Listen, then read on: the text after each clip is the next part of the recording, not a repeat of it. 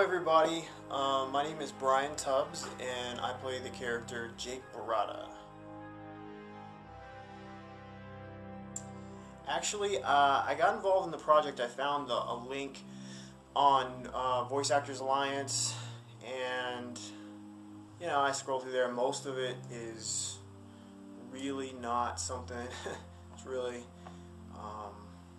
just not to the same level that Eve of October is. So, when I saw the audition and then it had links for some scenes that he had already completed, that Mars had already completed, I was like, wow, this stuff is so awesome. I just got an audition for this.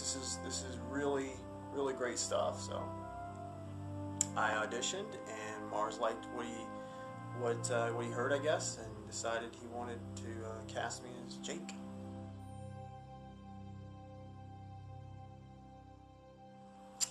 My background is that military brat. My dad was Air Force for 22 years, so I'm kind of from all over. I mean, I've lived on the East Coast, the West Coast. I've lived in the South, the Midwest, everywhere. And so, my background is kind of varied, but I'm from everywhere, basically.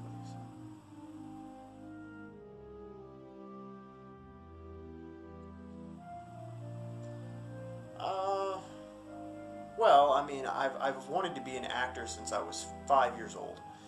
I remember distinctly, I would watch the Superman movies. I mean, the original, the Christopher Reeve versions, really the first one. My parents got a VCR and they recorded it. I guess it came on TV and they recorded it because they didn't actually buy it, I don't think. But I would watch it over and over again, and then they would. I just had this thing where once they told me that it wasn't real, but it was like this actor. In my mind, it wasn't like this guy that was.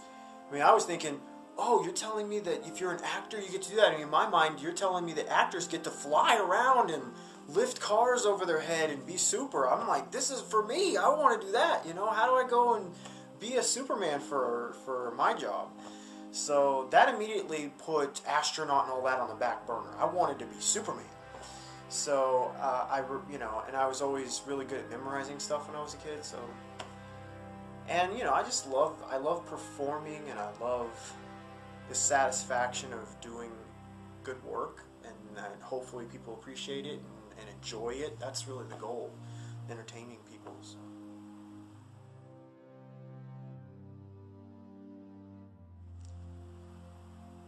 I mean, I'd have to say my own character, Jake Berrautta. I mean, not only do I think we have a little more in common. I'm in the military, and I'm pretty into fitness and that kind of thing, and but also, I mean, he was my character, so I spent more time thinking about him and getting inside the head of Jake, trying to get inside the head of Jake Berrautta. So, yeah, Jake Berrautta.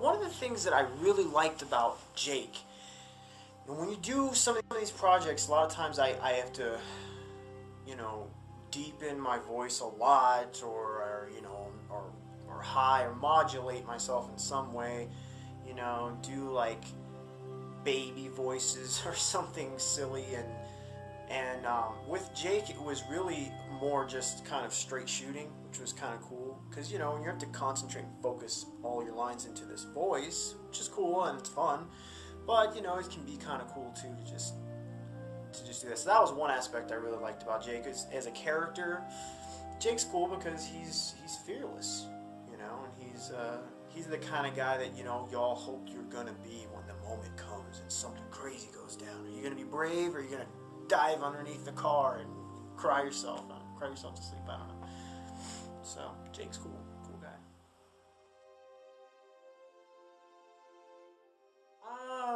There's a lot of really cool voice actors out there, of course. A lot of the ones that I know are from Dragon Ball Z, which I know there's a question coming up about anime later, so we can talk about that. But for me, it has to be Vic Mignogna. The reason why it's Vic Mignogna is because, one, I know Vic Mignogna personally, which is cool. I wouldn't say we're best friends, but we are friends. and we've worked together a few times in Star Trek, and that was cool. So, um, and he was a director and he was an actor, so I got to work with him in multiple ways. But you know, the fact that he is such a huge name in the anime community and in voice acting, period. And you know, getting to meet with him and pick his brain, he had some really good advice for me. And of course, he does all these. I mean, he is really talented. He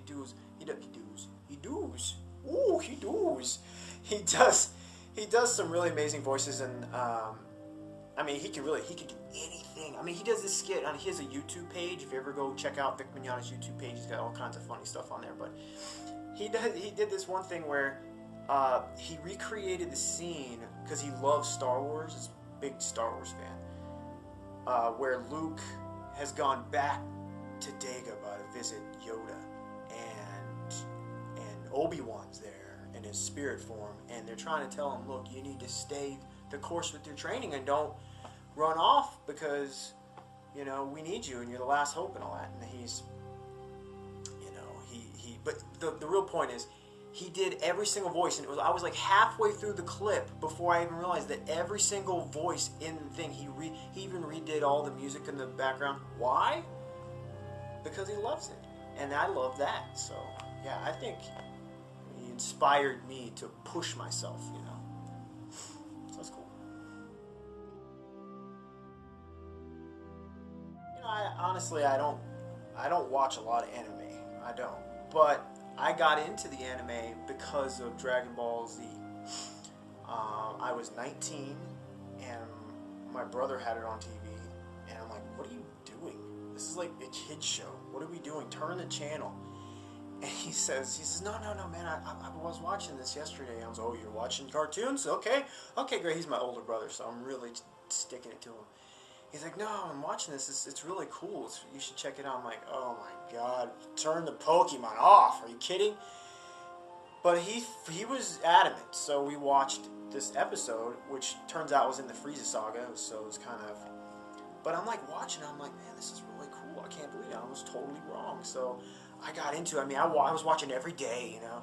And that was before they were even releasing them all. They hadn't done all the dubs yet, so it wasn't all released. And we're like waiting for. They were only coming out on VHS at first, so I'm like waiting for them to come out in the stores. But I got really into Dragon Ball Z, so that's kind of how I got into that. So. Well, I mean, this is definitely one of my favorite projects because of I think it's just top-notch work. As far as being a part of something where you got all these other actors that are so talented, and the animations that Mars has done is just phenomenal. So that makes it more enjoyable when you can be a part of something that's really cool and well done. There's a couple others, you know, they haven't all come out yet, but of course I'm really psyched to be a part of E-Depth Angel. You can check that out on Google it, E-Depth Angel.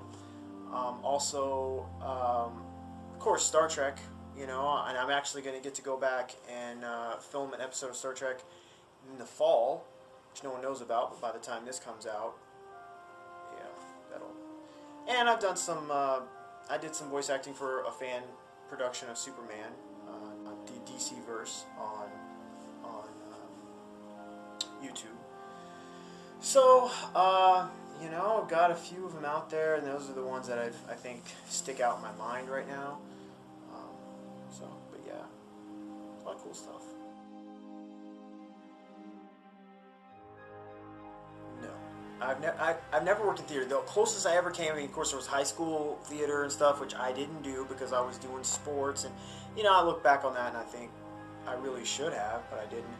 And my church at the time, though, they had this play they would do every year for the Easter, and I mean, the pastor's wife was like a college theater instructor, so she had like costumes and she had all this professional training. So she would put on this huge production. I mean, the mayor would come out and watch it, and all these big wigs, and we would fill the high school auditorium. I was a part of production, but I wasn't really. I didn't at that time. I was young and I didn't want to. Plus, my leg was shattered, so I didn't really want to get on stage. But haven't really had a lot of theater experience, but I wouldn't mind it. I wouldn't mind it.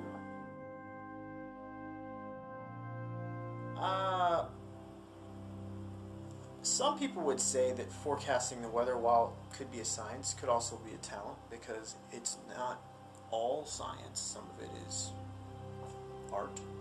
So I'd like to think of myself as a good weather forecaster, and I fancy myself a decent singer. You won't see me trying out for American Idol, but I think I get the job done when I need to, and certainly it's something that I'm willing to do in my voice acting. I can draw, not like Mars can draw or some of my other friends, but I do enjoy drawing too. So, you know, there's some things out there. Acting is really it for me. That's what I love most. So.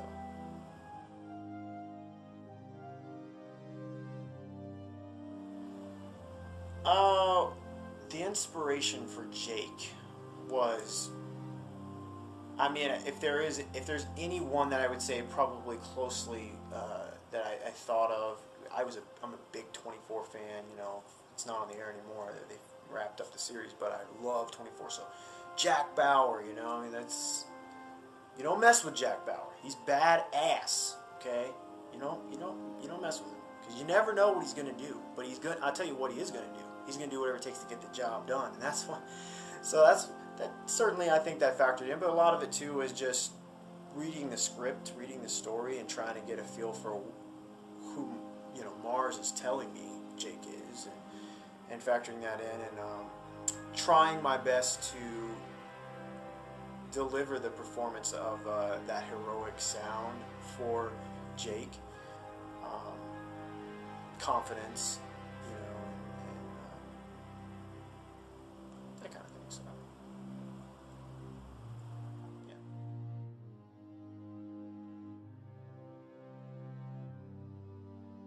Well, I can tell you, it's not easy, and I have a very understanding wife because I work full time. I have 2 kids, beautiful wife. I can't really complain about anything that goes on in my life because I have a really great life, but you know, there's a crunch there, time management, and I'm not the greatest time manager at all. I'm not the most organized guy, but you know, I try my best because there's a lot of things I want to do. You know, I have to work, and yet I find the time to express myself artistically, because I think it's important for mental sanity, at least for me, to have that outlet. And you know, I do the best I can, and if I have an audition, or if I have someone wants me to come audition for something, you know, I just rearrange my schedule as best I can to make it all work. If there's a role, there's filming dates. Once again, it's really great to have a spouse who understands and supports you. Or else, you know, if you don't have support, if some kind of support structure, and it's going to be extremely difficult. But when and where I can, you know, I fill every little absent moment I can with the possibility of auditioning. So that's it. So it was good talking to you guys. Thanks for watching this, and also thanks for getting Eve of October. I haven't seen the whole thing yet, but I have seen most of it through small clips, and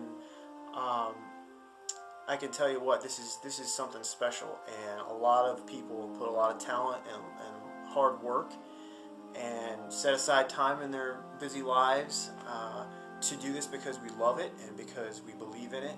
And so, you know, if you're watching this, thanks, and hope to see you out there somewhere.